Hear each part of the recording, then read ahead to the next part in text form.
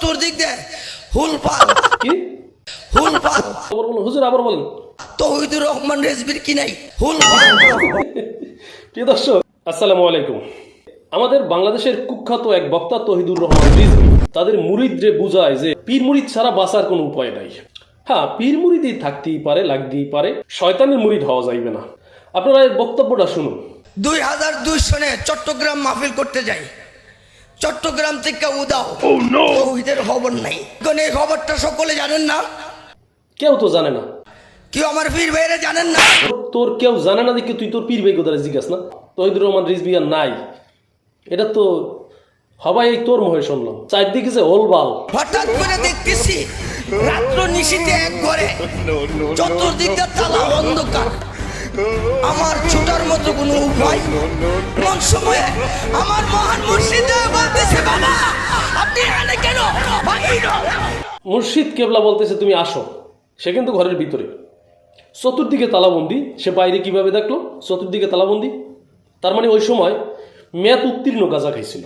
এই মেয়াদ উত্তীর্ণ গাঁজা খাওয়ার কারণে সে এই সমস্ত ভুলভাল বক্তব্য মানে বর্তমানে 2024 সালে আসিয়া কিছু বলদের সামনে বলতেছে। বলদ কেন বললাম? এই শূন্য আবার আল্লাহু আকবার বলে। বাহির হওয়ার মতো কোনো রাস্তা আমি খুঁজে পাচ্ছি না, রাস্তা খুঁজে পাচ্ছি না। কে বলতেছে বাবা ওইদিকে যান, ওইদিকে যান। দেখি একটা আপনার স্নেপ এটার মধ্যে মানে সিমেন্টের দিয়ে দিয়া একটা আংটা জোরে টান দিছি, টান দিয়া যে পড়ছি আর বলতে পারি। প্রিয় দর্শক, আমার মনে হয় কি ল্যাট্রিনের ভিতরে সে পড়ে গেল। ল্যাট্রিনের ভিতরে পড়ার পরে সে আর নাই, তার কোনো জ্ঞান নাই। বেলা 1টার দিকে আমি দেখি আমার দুনো হাতে সেলাই, ঢাকা মেডিকেল কলেজে টান দিয়ে ভিতরে পড়ে গেল। ফেরার পরে দেখে ঢাকা বাংলাদেশ মেডিকেল কলেজ হাসপাতালে।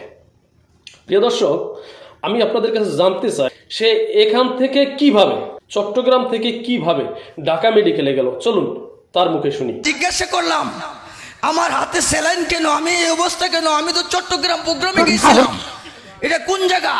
বলতেছে এটা ঢাকা মেডিকেল।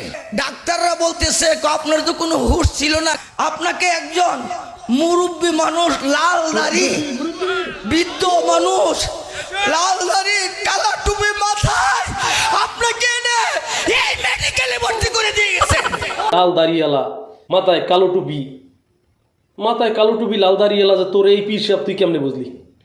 এই আহম্মক, কেমনে বুঝলি? একটু যাচাই বাছাই করি যা। আপনারা একটু আজ শোনেন না, আপনাদের হাতে পায়ে ধরে বলি, এরা তো গোমরা হয়েছে, আপনাদেরকেও গোমরা বানাইতেছে। আর এইসব ভিডিও যখন আমরা ছাড়ি মার্কেটে, তখন আমাদেরকে অনেকে অনেক গালি দেয়।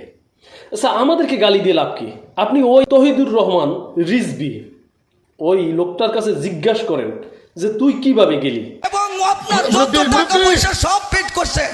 আমি ঢাকা থেকে বাড়িতে না যাই সরাসরি দরবারে আসছি, আইসা তারা সামনে আমি বাবার কাছে জোর করে দাঁড়ালি কেন? কি বুঝাইলি? এরম তো এই নম্রত এরম করে। দাঁড়াই। আমি দেখি বাবার চক্ষু মুবারক থেকে পানি জল জল করে ঝরতেছে, বলতেছে বাবা আপনি এসেছেন।